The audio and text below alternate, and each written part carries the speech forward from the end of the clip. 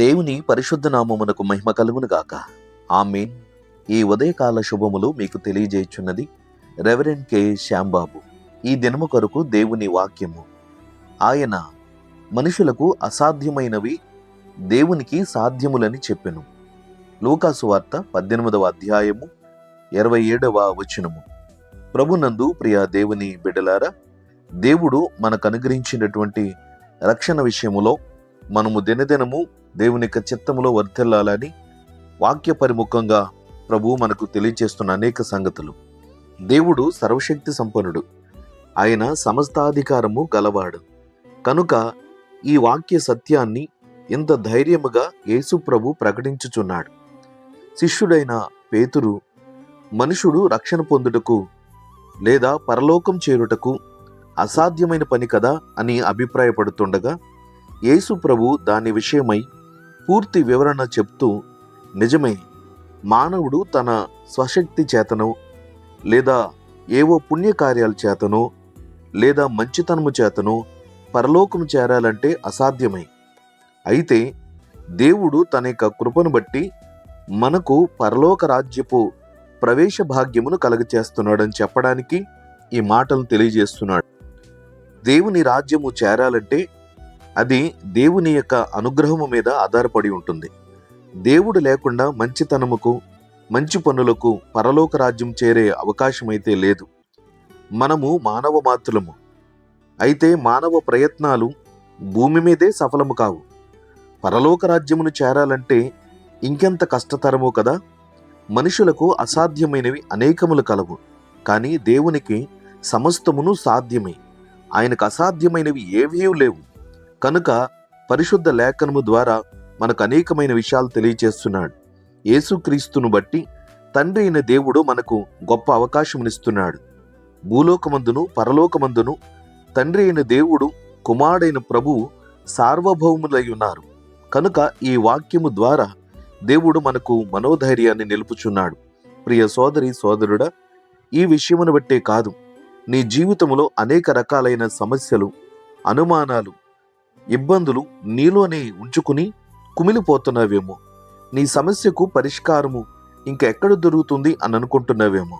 నీకొచ్చిన ఈ సమస్యలు ఏవైనాను సరే ఈ లోకములో ఎవరూ తీర్చలేరు అనుకుంటూ ఆత్మన్యూనత భావముతో కృంగిపోకు. నీ మీద నీ స్వంత నమ్మకము చేత, నీ స్వశక్తి చేత ఆధారము చేసుకుని నిన్ను నీవు మాత్రమే నమ్ముకొనవద్దు. అయితే సెల్ఫ్ కాన్ఫిడెన్స్ అనేటువంటిది ఒకవేళ నీలో నీకున్న సామర్థ్యాన్ని బట్టి కలిగి ఉండవచ్చును, కానీ నీ శక్తి మాత్రమే పూర్తిగా నీ విజయమునకు దోహదపడదు. కనుక ఒక్కొక్క పర్యాయము నీవు విఫలమైపోతుంటావు. కానీ దేవుని సన్నిధిని ప్రార్థన పూర్వకముగా, దేవా నాకు సహాయము చేయుము అని ఎప్పుడైనా ప్రార్థించావా? సామెతల గ్రంథము 3వ అధ్యాయము 5 మరియు 6 వచనములలో, నీ స్వబుద్ధిని ఆధారము చేసుకొనక నీ పూర్ణ హృదయముతో యెహోవా యందు నమ్మకముంచుము, నీ ప్రవర్తన అంతటి యందు ఆయన అధికారమునకు ఒప్పుకొనుము, అప్పుడు ఆయన నీ త్రోవలను సరళము చేయును అని వాక్యము తెలియజేయుచున్నది. కాబట్టి నీ మీద మాత్రమే నీవు ఆధారపడిపోక దేవుని సన్నిధి నుంచి సహాయమును కోరుతూ ప్రార్థించి ప్రయత్నించు. దేవుడు తప్పకుండా నీ ప్రయత్నాలన్నింటిలోనూ సహాయము చేస్తాడు. ఆదికాండము 18వ అధ్యాయము 14వ వచనము. అబ్రహాముతో దేవుడు ఎలా అంటాడు, యెహోవాకు అసాధ్యమైనది ఏదైనా ఉన్నదా అని. నేను యెహోవాను, సర్వశరీరులకు దేవుడను, నాకు అసాధ్యమైనది ఏదైనా ఉండునా అని వాక్యములు తెలియచేస్తున్నాడు. అది ఇర్మియా 32వ అధ్యాయము 17వ వచనములో, దేవా నీకు సమస్తమును సాధ్యమే, భూమి ఆకాశములను సృజించితివి, నీకు అసాధ్యమైనది ఏదీ లేదు అని తన యొక్క ఆశాభావమును, నమ్మకాన్ని వ్యక్తపరుస్తున్నాడు.